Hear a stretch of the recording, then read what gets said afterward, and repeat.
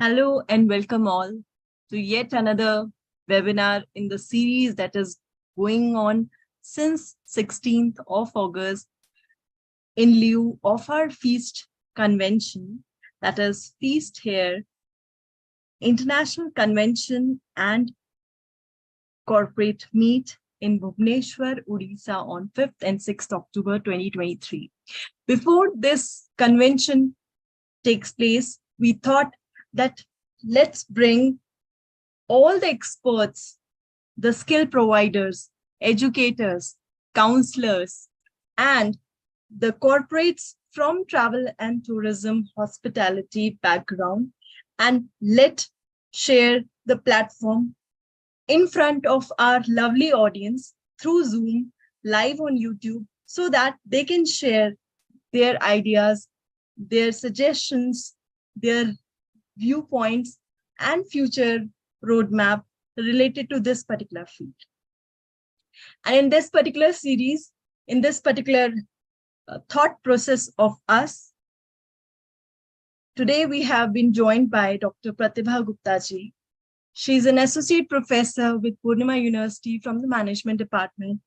And she is here to present and to extend her views on Indian tourism, the way ahead. So without wasting any time, ladies and gentlemen, please put your hands together to welcome the distinguished guest for the evening, Dr. Pratibha Gupta ji. Ma'am, a very good evening and welcome. Good evening, ma'am, and thank you for this wonderful introduction of mine. I am feeling privileged and blessed to join you all today and share my views and whatever the bit of knowledge I have about tourism industry, tourism sector of India. And this is completely my privilege to be here and be a part of this web series. Thank you so much. So today the topic which I have chosen for my presentation is Indian tourism, the way ahead, where I would like to share the current position of Indian tourism industry, the major challenges we are facing as in the road of becoming on the number one position in service industry, where tourism sector is an important segment of our entire service industry of India. And we will also try to find out some possible solutions of those challenges. Of course, we will touch the point of this G20 presidency of India and how it is going to impact our tourism sector. And at the end, I would like to touch the point of responsible tourism as well, because it is always the two-way process when we talk about the service industry. Not only the host, but the guests are also responsible to make the overall experience memorable. So I think that we should start with the presentation, with your permission. No, ma'am, all yours. And great beginning. We are excited and looking forward for the presentation. Let's start. Okay, so my screen is visible to you? It is starting, ma'am, but not yet visible. Okay.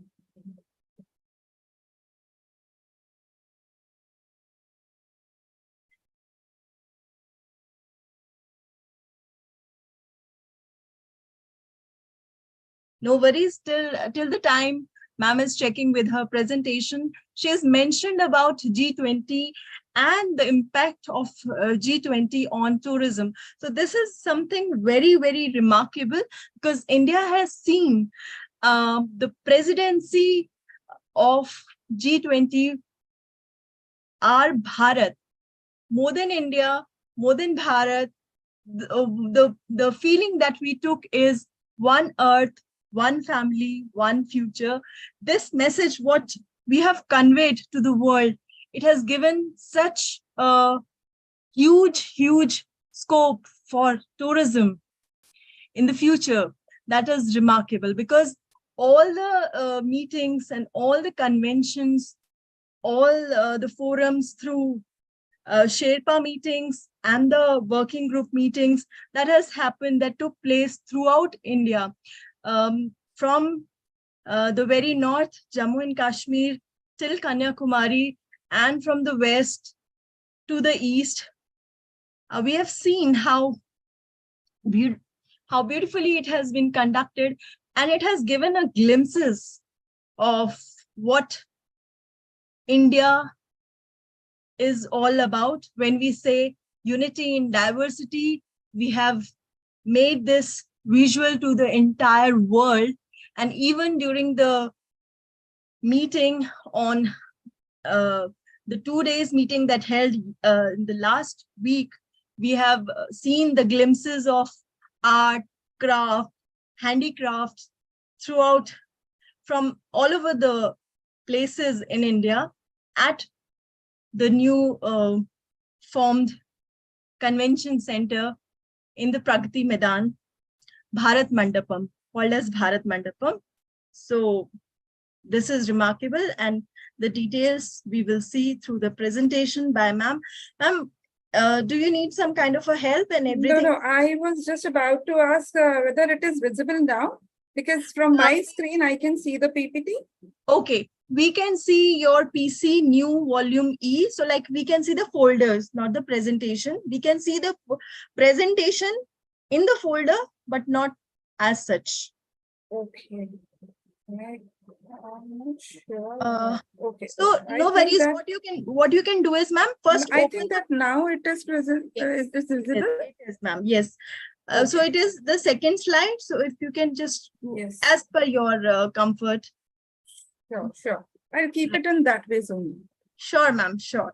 Okay, okay, ma'am. So as I mentioned that I would like to discuss about the current position of Indian tourism industry and the major challenges, the possible solutions as well. So before coming right to the current position, I would also like to uh, discuss few points which can tell us that how has been the journey of Indian tourism sector development.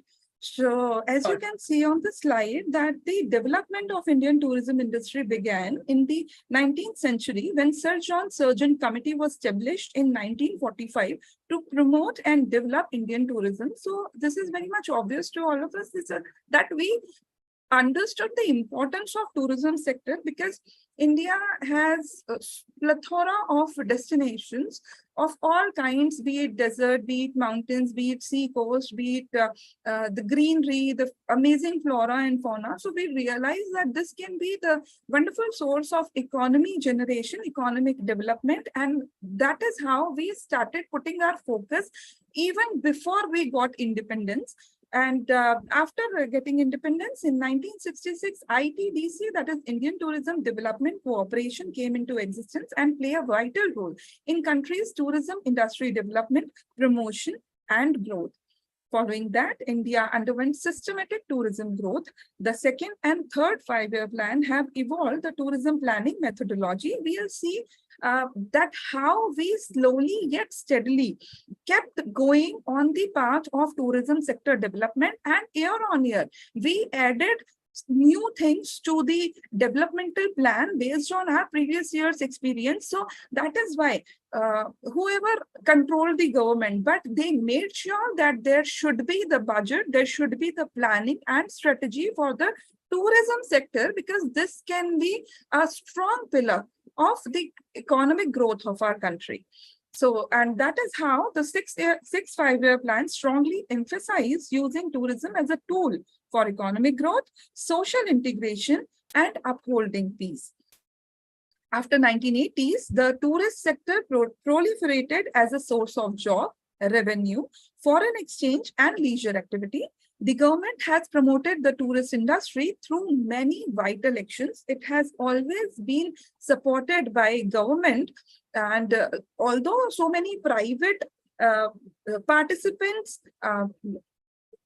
were involved in overall development of tourism sector of all kinds, we will see that how many kinds of contemporary tourism we have developed so far. But earlier it was only focused, or let's say confined to pilgrimage tourism, to business based tourism. But then because of the government support vis-a-vis the private sector support, we have reached to the position where we are today.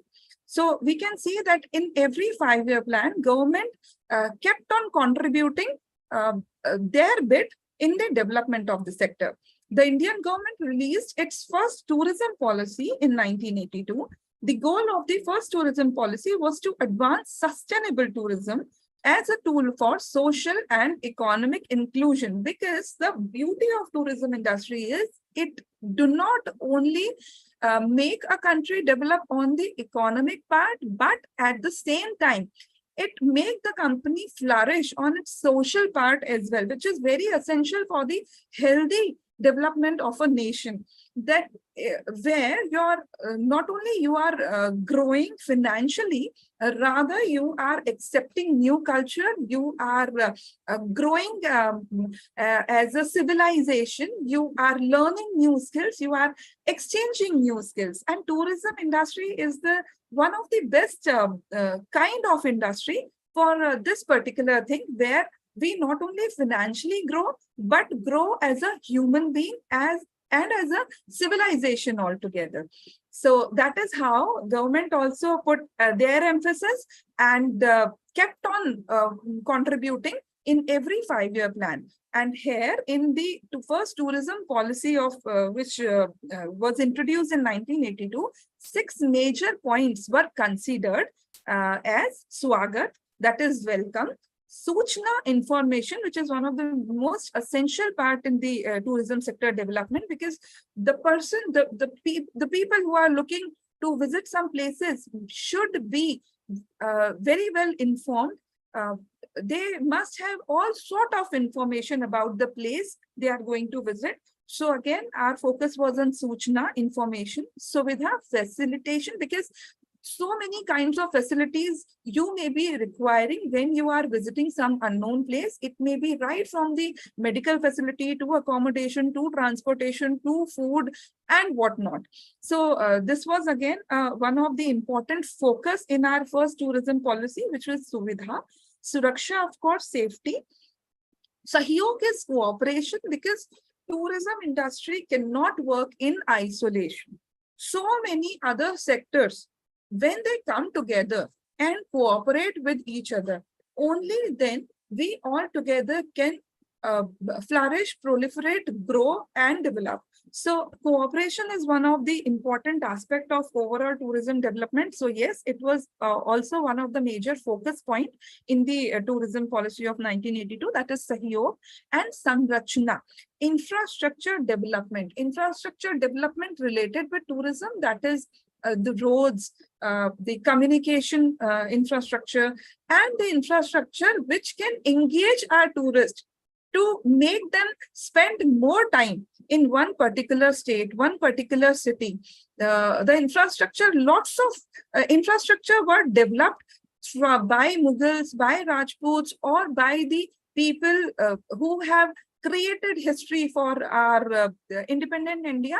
But even after getting independence, we also developed many kinds of malls, shopping centers, entertainment plazas to make our tourists engage and make them spend more time. So that was again one of the most the important focus point in our tourism policy of 1982.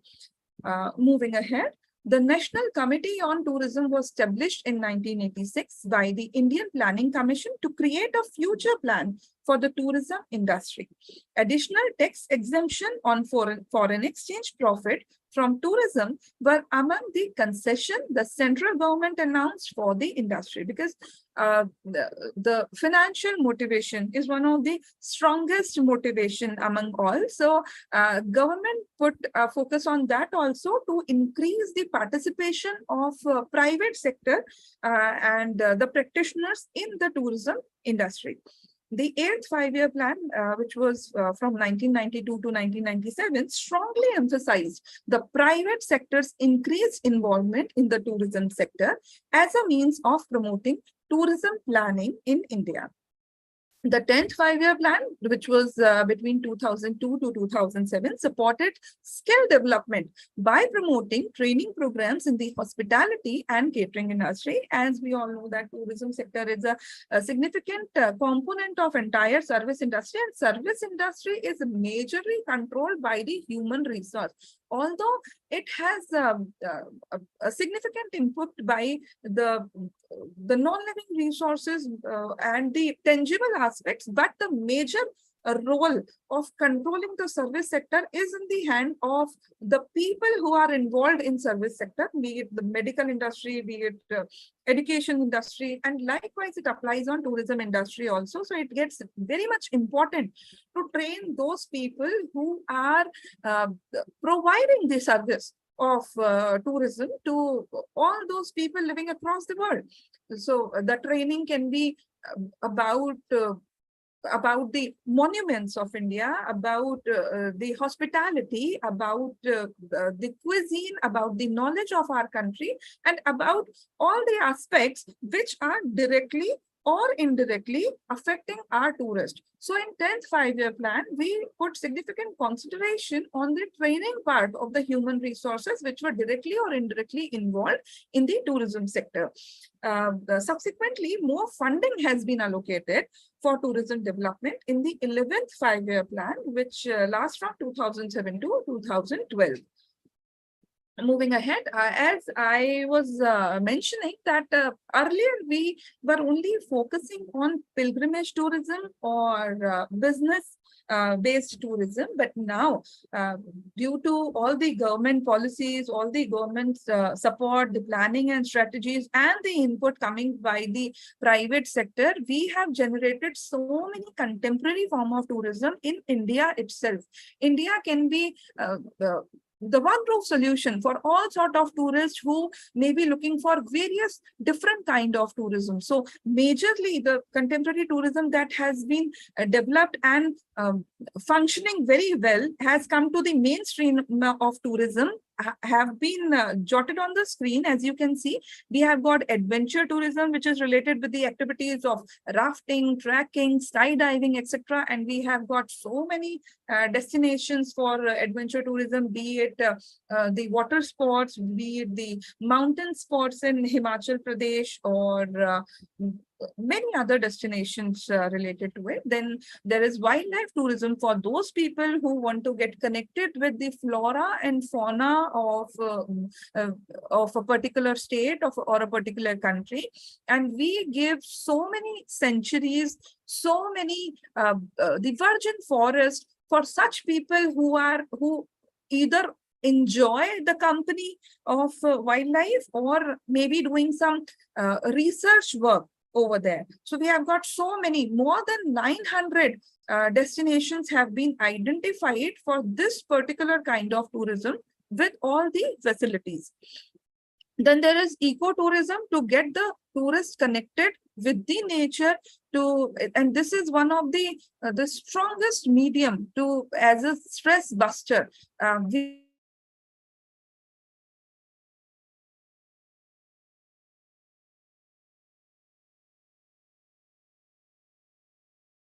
So opportunity to get ourselves connect with chirping of bird, the beautiful sound of flowing water, and the first ray of sun, or maybe the full moon night. So ecotourism gives us the opportunity to get connected with nature, and India has so many destinations to give you the pleasure of enjoying ecotourism. Then there is medical tourism, and we will see in the coming slides that we offer world-class medical services, that too at the 1/10 cost of whatever charges the medical services are applying on the patients in European countries. So those people who are looking for the medical treatment do not only come for getting treated, but also like to spend some more time for visiting the places nearby. So this is the combination of medical treatment along with tourism. This is the contemporary, again, the new form of tourism, which is the picking the pace, and we are doing extremely well in that sector also. Then there is wellness tourism, which is related with yoga, meditation, Ayurveda. And who doesn't know that Kerala and places like Goa or such places which are full of peace, full of nature, gives us the best destinations for this sort of tourism. Then cultural and heritage tourism, and we know that we have, being the one of the oldest civilization, and enjoying the diversity of culture, we give n number of destinations for related with cultural and heritage tourism.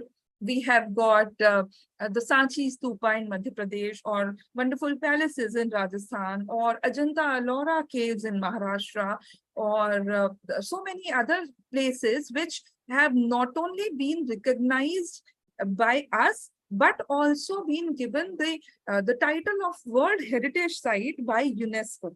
So this is one of the major kind of tourism India has developed.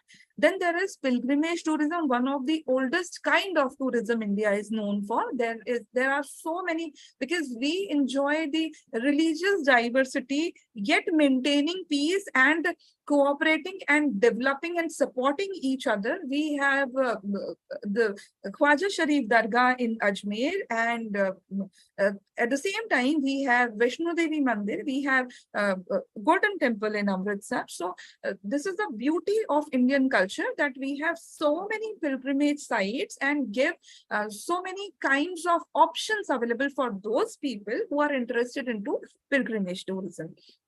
Then there is cruise tourism, and you must be knowing that we have one of the largest coastline in the world, and so many undisturbed islands and virgin forest, which give best of the destinations for cruise tourism as well. Then there is culinary tourism. We have, obviously, we all are knowing that India has so many wonderful, sumptuous cuisines, and there are countries who are known for their dishes, like Italian, Japanese, Chinese, but we are the country which has the specialization of cuisine in every state. We have Gujarati cuisine, Punjabi cuisine, like Maharashtrian street food, Uttar Pradesh, or let's say litti chokha of Bihar. So we have variety of cuisines available, which are becoming one of the major attraction for the tourists across the world, and they are coming in India majorly to taste those delicacies. So this is also a growing sector in tourism, the culinary tourism. Then there is dark tourism. This is related with such incidences which have the sad or unfortunate memories. So we can include the places like Wagah border, or Jallianwala Bagh, or Taj Palace, which has got some unfortunate incidences. So there are people who are interested in those incidences of history, and they come to visit those places to get an experience of what must have been happened at that place, or what was the major reason of this mishappening or unfortunate incidents, or they just want to get connected with the history. So dark tourism is again one of the growing sector. Film tourism, India, Bollywood, one of the biggest industry, film industry in the world. Bollywood gives so many beautiful locations, so many beautiful, because Bollywood is not only popular in India, but there are so many fans of Bollywood and Bollywood star across the world. So they visit to meet their favorite personality, favorite star, and they come to India to have a visit during the film shoot, and to get an experience of Bollywood, the feel and the mijas of Bollywood. So film tourism is again the new and upcoming sector in Indian tourism. Then there is sports tourism, the people who are crazy for IPL, the cricket fans, and India is growing in all kinds of, because earlier we were very much focused on cricket only, but thanks to the government policies and thanks to the new generation who have diversified their attention in various kinds of sports, indoor as well as outdoor, we are establishing our name internationally. And that is how sports tourism is also an upcoming and growing sector. Then education tourism, there are so many universities in the country who are being internationally acknowledged, who are giving those kind of scholars who are now managing the MNCs, be it the companies like Apple, be it the companies like Tesla, or there are so many, not only the companies, but today Indian scholars are handling the entire nation. They are administrating the entire nation. So Indian universities have become one of the part of tourism, where the person not only coming to get some diploma courses or some degree courses, but they like to utilize their time along with the degree or along with the education to visit the nearby places and to get the experience of real India. And then last but not the least, there is MICE tourism, which is meeting, incentives, conferences, exhibitions. G20s itself is a part of MICE tourism. And we'll discuss about the data that how MICE tourism is more profitable in terms of finance than the other sort of tourisms. So these are some contemporary forms which are getting pace, which are being developed in Indian tourism industry. Moving ahead, if we'll talk about adventure tourism, let's talk about some statistics which will show that how much important this adventure tourism and how large this adventure tourism industry is.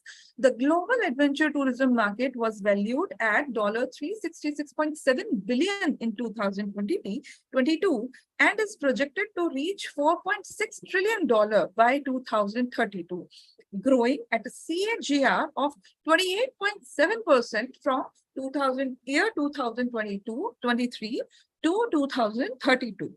India's adventure industry is expected to reach a value of $2 billion by the year 2028. With the plethora of fun destinations in India, some of the best adventure destinations are Oli, Rishikesh, Manali, Kovalam, Vagaman, so on and so forth. The data provided by Ministry of Tourism revealed that India spends on an average a total of 20,000 rupees per head per trip for adventure trip, whereas foreign travelers spend an average of $4,000 per head per trip on adventure tourism in India. So we can see that how much profitable it is to host the foreign travelers, the foreign arrivals for the adventure tourism.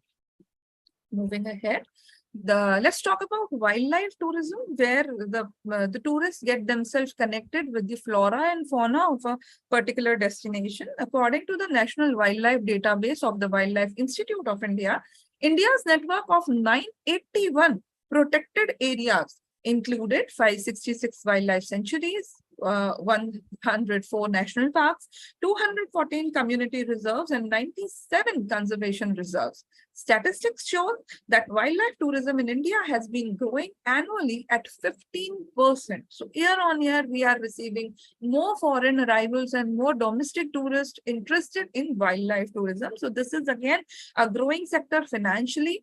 And of course, it will help us to develop our the wildlife sanctuaries and doing more good work for the animals who are the center of attraction for the tourists and their habitat. Then medical tourism. 2020-21, India ranked 10th in medical tourism index out of 46 destinations of the world. Reason being, Heal in India campaign by Indian government has been started because we charge only merely 5 to 10% fees in comparison with all the European countries. And mind you, even after charging so less in comparison of all the other countries, we give world-class, best of the best medical services, along with great hospitality to the patients. And this is one of the major aspects which is making our medical tourism growing at a very high speed. More than 3 lakh people came in India in 2021 to avail medical services.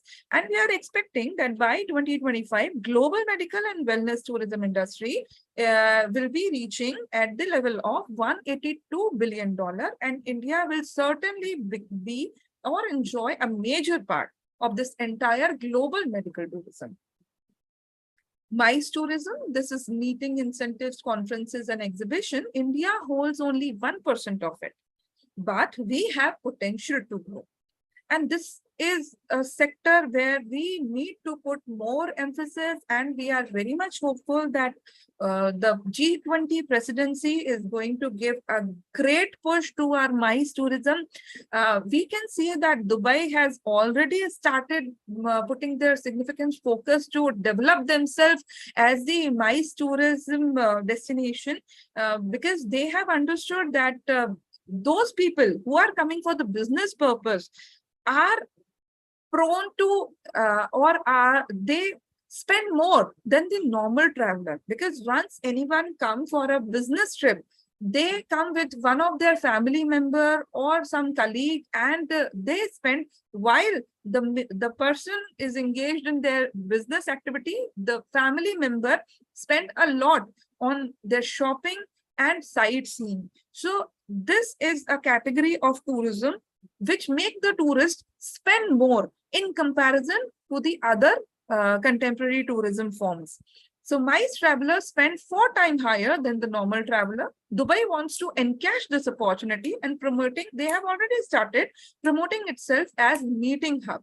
In 2019, we hosted 158 international meetings, which gave us 28th position in International Congress and Convention Association ranking, which is we have a scope to increase our position and at least get ourselves into the top 10 countries in MICE tourism. Cruise tourism, again, as we have discussed, that the largest coastline, the untouched islands, and the untouched forest gives us wonderful opportunity to position ourselves for cruise tourism. And Indian government is doing a lot to increase cruise tourism, not only in the oceans and the seas, but also the rivers like Ganga. So cruise tourism is again one of the major source of income in coming future. Now, how and why we are putting so much emphasis on the entire tourism, how it is related with the economy, is that tourism industry contributes in country's economy by generating jobs, enhancing skills, inspiring local artisans and tradespeople, and providing economic support to hotels, entertainment, and transportation service. And this is the only industry which has been entitled the non-pollutant industry. We can take example of any of the industry, and while the industry is manufacturing or developing anything, they produce the waste as well. But tourism is the only industry which do not contribute equally in the pollution generation like the other industries are making for the environment. So this can be considered as one of the only one non-pollutant industry. Highly adaptable feature by Government of India make the Indian tourism industry an economic multiplier, increasing investment in destination, thriving digitalization, and Gen Z friendly platforms like Travel Now and Pay Later are making traveling and tourism a fortune wheel for Indian growth scale.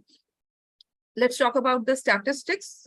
It is expected that Indian tourism arrival will reach to 30.5 million and will generate approximately revenue of over $59 billion by 2028. 20 million people currently working in the Indian tourism industry. It is also anticipated that employment opportunity in the upcoming years will raise up to 140 million. But if we see on those statistics, they seem very encouraging to us. But when we try to compare Indian tourism with other countries' tourism, it may not sound equally encouraging. Let's have a look on the statistics. What does it say? If we'll talk about the pre-COVID era in 2019, India received around 10 million foreign tourists, which is itself a great number. But we received 10 million foreign tourists being a country, whereas Dubai, which is only a city, received 16 million foreign tourists in the same year. Vietnam received 18 million tourists. Thailand received 39.8 million foreign tourists. Singapore received 19.1 million and France received 217 million foreign tourists. So this statistics make us think about why we are not the prime choice of the tourists around the world. There are some major challenges in Indian tourism. Also, we are doing pretty good in comparison to the past. We have imbibed so many technologies, we have imbibed so many strategies, lots of finance, resources, trained human resource, but still there are so many challenges which are holding us back in comparison to the other countries we have seen, like Vietnam or France or European countries or countries like Dubai, UAE. So what are those major challenges on the road of success for tourism industry? Maybe poor travel infrastructure, insufficient digital promotion and marketing. There are so many places which are not even available, which have not marked themselves on the digital platform, which do not promote themselves digitally. And digital platform is one of the major, or let's say the prime source of searching for the destination the tourist may look for. So if we are not marking our presence on the digital platform, certainly we will never get in the attention of the probable tourist. Then taxation issue, of course, we put a high taxation on accommodation and high taxation in comparison to the other countries who are more tourist friendly. So this is one of the major challenge for us. Then lack of segmentation. By segmentation, we mean that all tourists are not similar. There are tourists with some physical disability. There are tourists who are looking for some different kind of, they are not coming from the similar economic background or the demographic background. So we are yet to offer them the segmented services. We have not properly grouped our service differently with different strategy to different group of tourists. We have to actually work upon making the service available according to requirement of particular group of tourists. So the lack of segmentation is one of the major challenge or drawback. Then poor healthcare. We can see so many spit marks on the roads or the corners or even the monuments which are of historical importance. So that hygiene matters, and we do not have proper number of public toilets. This is one of the major issues in the way of success for our tourism. The lack of cleanliness, unhygienic street food. Although where at the one side we talk about the scrumptious cuisine of India, and the other side we see that lots of unhygienic street food is available, which is not able to attract. And like not only the foreign tourists, even the domestic tourists are not very much attracted from those such type of unhygienic street food, especially after the era of COVID. We have seen, we have become more cautious about the hygiene. So street foods which do not carry proper hygiene system are not in the attraction list of the tourists. Security in the country, we have met with so many incidences where the girls are being attacked. The foreign tourists, female foreign tourists have been attacked by many of the the unsocial, the antisocial group of people. Or we have seen there the foreign tourists are not very much ensured, they are not very much assured about their safety in late nights or in the area which are not highly populated. We have met with the incidences of loot and theft and scam, of course. There are so many websites which are working, they are functioning, and they forge, they scam, and they cheat with the foreign tourists because they do not know much about the working, the functioning system of Indian tourism industry. So there is certainly a security issue for them. lack of branding. We have so many good things like Asia's most clean village is in India, tallest statue is in India, most luxurious train is in India, but we are not able to position it, brand it appropriately on the international platform. So this is one of the weakness of our tourism industry. And of course, poor city planning, because our cities are chaotic, the traffic rules are not properly carried, and footpaths are missing or they are encroached. So these can be considered as the major challenges which we are facing on the way to get the possible success in the tourism industry. And now, once we have seen the challenges for the industry, let's now discuss the possible solutions also for that. So, creating synergy in tourism ecosystem, that is the synergy between government and private sector, can be possible, completely one of the best solution to make all those solve all those challenges or break the roadblocks, because those things which require more personal management can be handled by the private sector, and those things which require huge investment can be handled by, of course, by the government. The policy framing can be done by government, the implementation can be done by private sector. So proper amalgamation, proper synergy and coordination is very much required. Only the policy framing and not implementing cannot be done. Implementation component is ready, but the policies are not framed or the required investment is not available, then we will not be able to solve any of the issues. So there synergy is required. Then quality tourism framework, we need to plan more over various strategies, segmentation, and the development of our entire tourism system. And we need to plan not only for the entire tourism system, but segment wise and the according to the new kinds of tourism which is being developed, which has been developed, which we discussed earlier, that not all type of tourism, be it wildlife or be it cruise or be it adventure or be it medical, not all tourism require the same planning.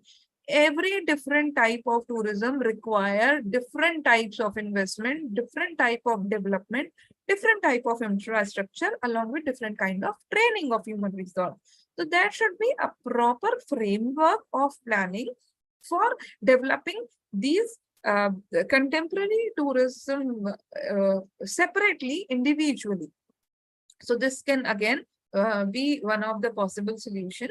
Then enhancing the existing luxury tourism products like the Nilgiri Mountain Railway, Palace on Wheels, that should be promoted more on international level. That can be seriously a major attraction for all the foreign tourists, especially those who are going to Europe can come to India to enjoy this luxury.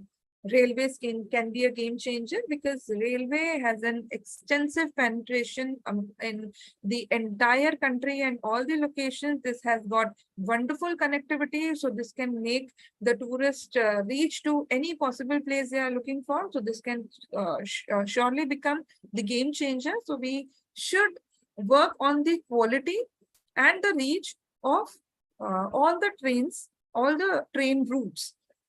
Then prioritize the most popular tourist destination is one of the major change we need to put in our strategy, that we cannot put equal emphasis on all the destinations. We need to find out which destinations are most popular among our foreign travelers, and those destinations should be in our priority list. It doesn't mean that we should neglect the other attractions. It should not be done, but the priority of investment, the priority of implementation of new thoughts and planning should be done to those places who have already been selected by the foreign tourist. So this can be a possible solution. Then There are so many other things which can be done for our tourism sector. That is, add few more activities to increase time expenditure. As I was mentioning earlier, that if a person has come at a pilgrimage destination, there should be some entertainment area also. There should be some sports area also, some museums also, some music and some music center also, some cultural center also, where they can spend more of their time. Because the more time they will spend at a particular destination, they'll get closer to understand the vibe of that destination. They will certainly spend more money. This will certainly encourage their local business. So we should develop such things which can help to increase the time expenditure from the forest tourist.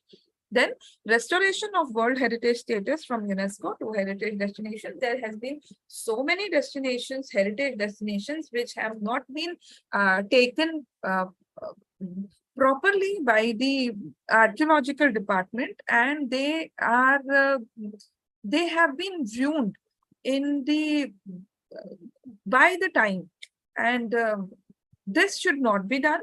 Those heritage monuments are of historical importance, are of cultural importance. They should be taken care properly, and they should be given the status of World Heritage Site, so that once the destination is acknowledged at the international level, it will certainly attract more number of foreign tourists.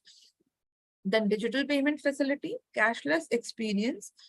This is what the foreign tourists may look for to make their visit more convenient and more safe, of course. So there should be more facilities for digital payments.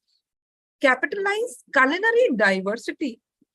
We should promote, it has not been done yet, we should promote every state's cuisine separately, and we should put more emphasis along with the other things. Like if the destination is being promoted, their cuisine should also be promoted, because this is one of the major attraction this may be the major attraction for the foreign travelers. Clean nearby area, multilingual audio guides, because language is one of the trouble when the foreign tourists especially, they reach to India. And not only the foreign tourists, if a person from Rajasthan visits Kerala, or the person from Maharashtra goes to Gujarat, they may come across the trouble or challenge of understanding the local language. So multi-language audio guide should be available, at least at the tourist destination. So these may be some of the possible solutions which can help us to go near to the our objective of becoming number one in the tourism industry in the entire world.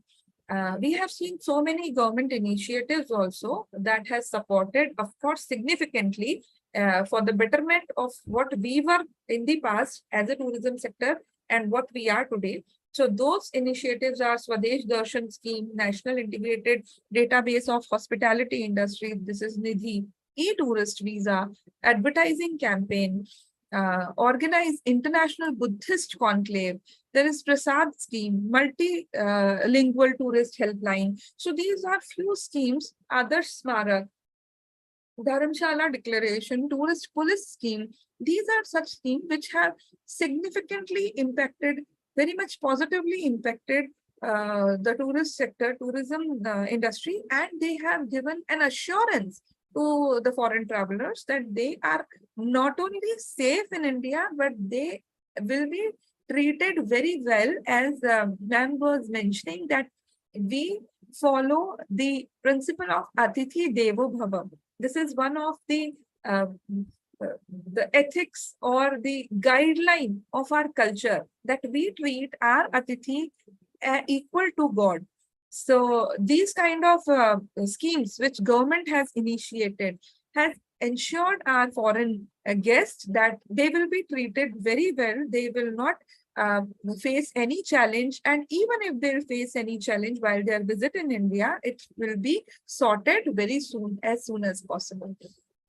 So this is my view on the challenges and the possible solutions. And now let's have a look quickly on G20 presidency and how it is going to affect the Indian tourism, because this is one of the major incidents in the 21st century, which is going to keep its impact for so many coming years. People are going to talk about it. People are going to see the difference in tourism after once this G20 summit will be completed. We are going to see how much positively this summit has been impacted the entire nation.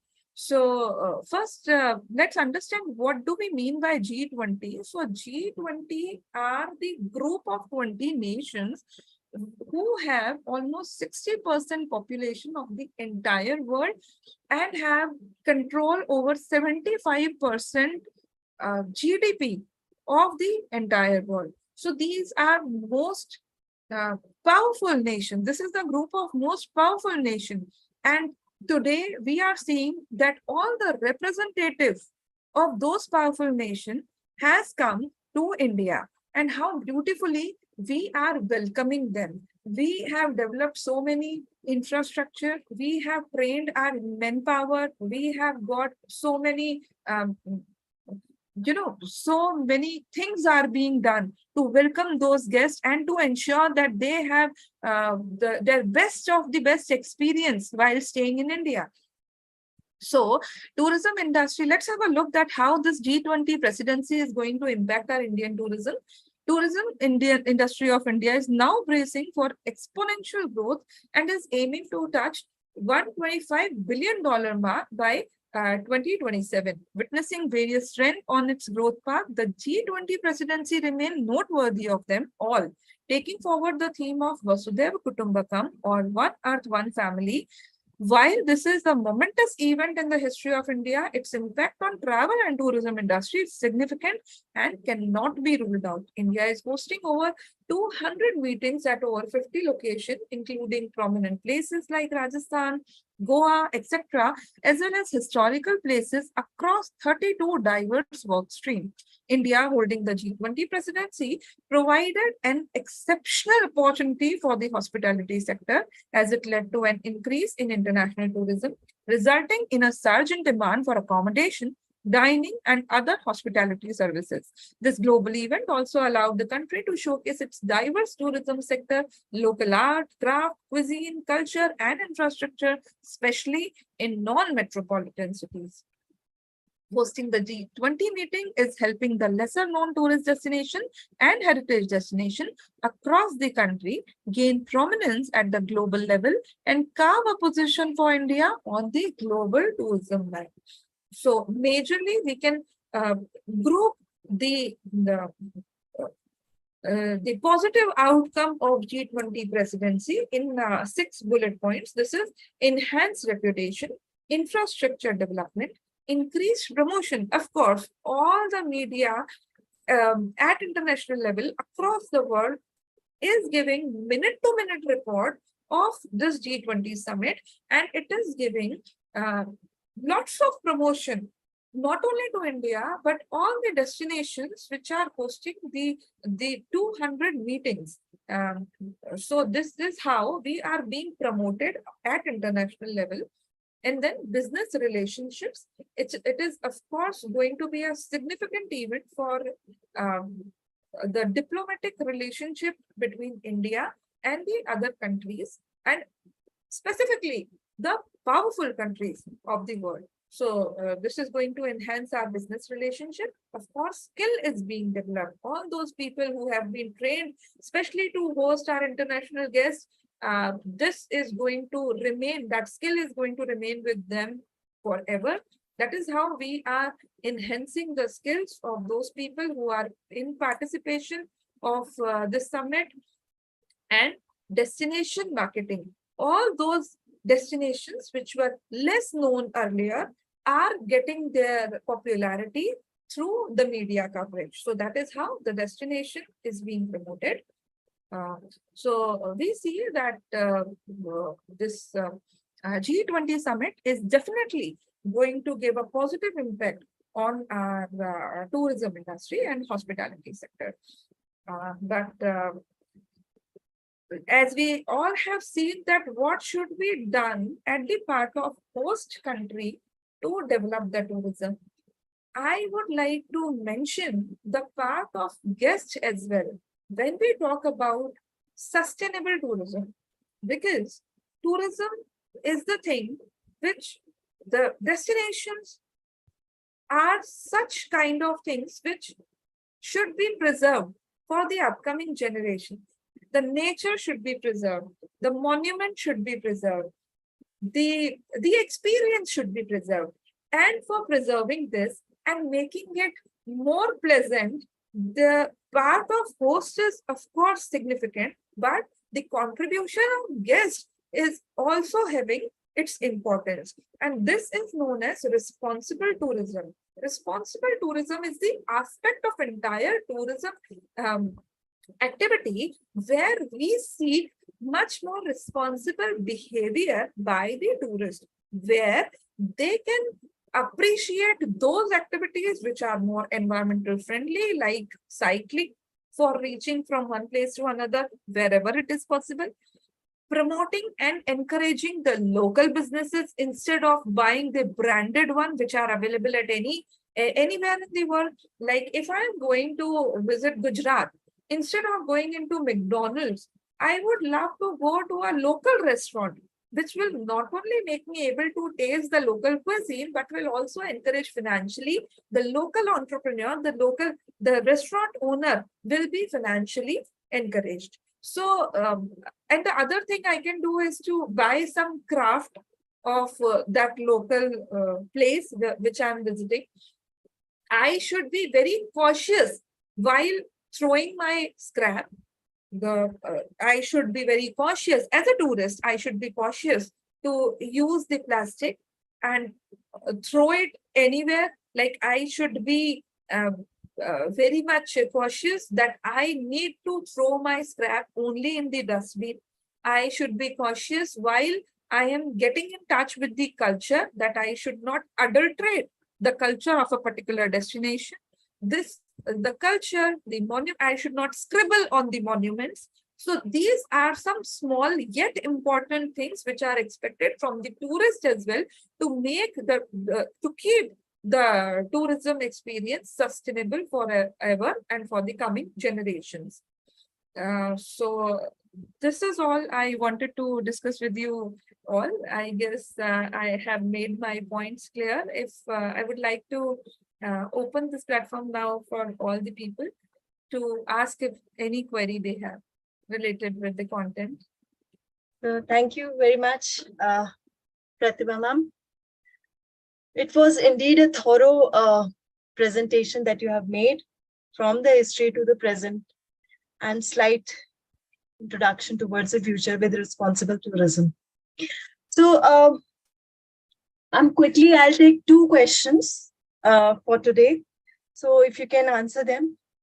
Like you have mentioned, as I was telling, the history, the present. So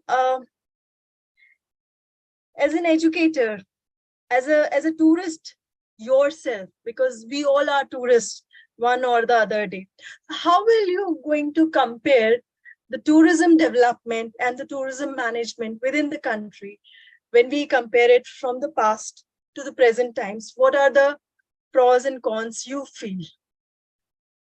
Ma'am, as I have mentioned that earlier, we were only focusing on business-based tourism. The business people used to travel. That is how we know our history, that Chinese people or the Europeans or the Americans came to India in search of the raw materials required for their businesses, or there were people looking for the pilgrimage destinations. But now the things have been changed. We have developed so many new forms of tourism. So, and one thing is, information technology is making everyone so aware about the available services across the world. So now you have got very intense competition, and without proper strategy, you cannot face that competition. But fortunately, we are in such geographical location as India specifically. We are in such geographical location where at one side we have mountains, at the other side we have coastline, at the other direction we have deserts like UAE, or we have snow-capped mountains. So we have got such a variety of geographical location. Along with that, we have cultural and religious diversity. So what I mean to say is, natural resources are in abundance in India. But now we cannot let the tourism be it on its own destiny. There should be a proper strategy, proper promotion on international level. Because if I will not promote myself, someone else will do. Like Dubai, they have already started making themselves popular as the meeting hub. So although I may be having such infrastructure available, which can be used for MICE tourism, but if I'm not promoting it, if I'm not taking care of it properly, it is not going to get developed at the required pace. So my submission over is, although we have all the resources, especially the natural resources available, but it should be planned and utilized and maintained in a strategic manner to face the international competition. And the events like G20, this is one of the master strokes, certainly. Such international popularity is certainly required. Fine. So, ma'am, another question will be we have seen that when we talk about, say, Gujarat has a different kind of a terrain setup and tourism attractions and the tourism infrastructure. If we say about Kerala, it has different. And if we say Jammu Kashmir, Himachal Pradesh, it has different. So, but when we say that we should, so what is my question is, do you think that there should be a single policy to promote entire India, or there should be a different strategy as far as marketing individual states? Because government is more focusing on single policy. Ma'am, my submission on this question will be, there should certainly be segmentation. Let me quote the example of Taj. Taj is one of the most luxurious hotels, chain of hotel in the entire world. But at the same time, they have come up with the hotel named Trident, which has been developed only for those who have come for their business purposes, business trips. Likewise, such segmentation is very much required. All the tourists are not same. They have come with different economic background. They are looking for different objective out of their trip. One has come for medical treatment. One has come for education purpose. One is focusing only on sports. One may be looking for adventure. So there must be such customized kind of policies which can accommodate such this particular group of particular group of tourists. We should create such customized policies to attract one specific group of tourists at one particular destination. So you are saying, I'm so sorry. Please, please finish your. See, we cannot expect everyone to get accommodated with only one kind of policy. There should be differentiation according to the different taste of tourists. So you are saying that we should make the policy according to the guest. But what about the host? See, I did. What about host, as in which context we are focusing on? In the context, like if we have to focus only on the tourist, but not on the guest, the host, like the states, their variety, their limitations, what we should focus on that also. Do you agree with this? Of course, we will be focusing on the limitation of that particular area, and we have to overcome that limitation also. But then, yes, whenever we strategize for anything, we focus or we emphasize on the USP only, no? So Yeah. that is how every state needs to identify their own USP, and certainly the states are doing so. States are doing so. They have started identifying what is the reason I can give the tourist to reach to my place. Correct. Right. So Right. that has to be promoted accordingly. That what is the difference? I should have a clarity as a tourist that what will I get while visiting to Madhya Pradesh and while visiting to Gujarat. So that differentiation must be there. Otherwise, what will happen? We will start cannibalizing our own business. If we will not differentiate, if a person has visited Madhya Pradesh or any other state, he will start realizing I have covered India. But if there will be differentiation, okay, I have visited Madhya Pradesh, but my visit to Rajasthan is still remaining. Instead of going Dubai, I should visit Rajasthan because it gives me the same sense at a very lower price. Correct? Right. And Right. instead of going to Singapore, I should visit Mumbai. So such differentiation will attract which will give more clarity to tourists and will give them a solid reason to visit a certain place. That is my view. Right, ma'am. Thank you for answering this beautifully. Now, I'll take few minutes of your more, because we have few more questions coming from the YouTube. So now, shifting from the tourist and the tourism, we'll shift towards the skills and education, vocational education for tourism. So, in your views, how you look at NEP 2020 and the vocational education, and linking that directly with employment and benefits for the youth?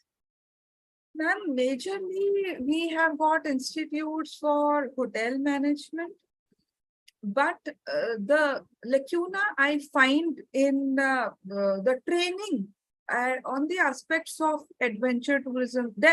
There are people who are training our doctors, like our medical institutions are working wonderful. The hotel management centers are doing wonderful. So one way or the other, we are making our manpower ready for the upcoming forms of tourism.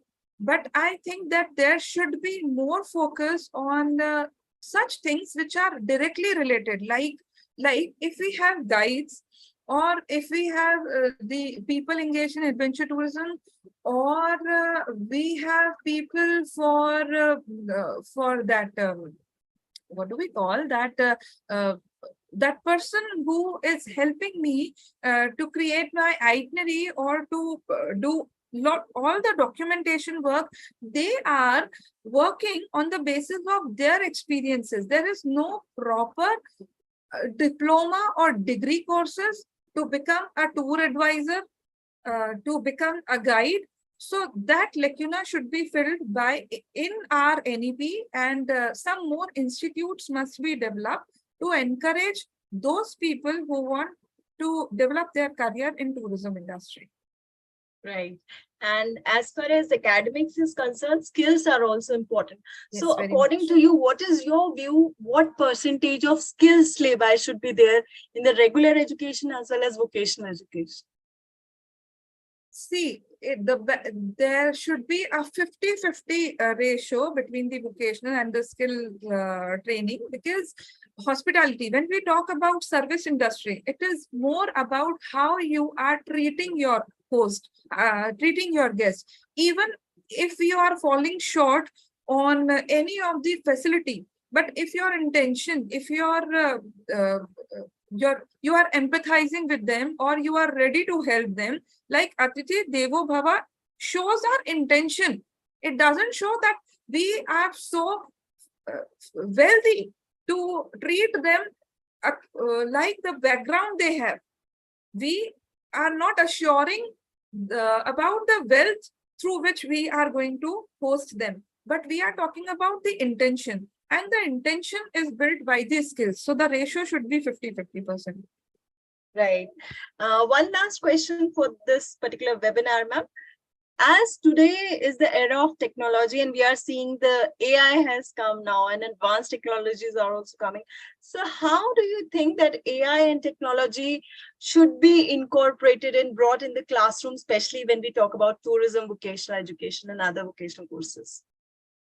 Ma'am, AI can be a wonderful tool to make our students experience the actual site of tourism. They can make them realize what are the major challenges, what may be the major challenges while you are handling this particular sector.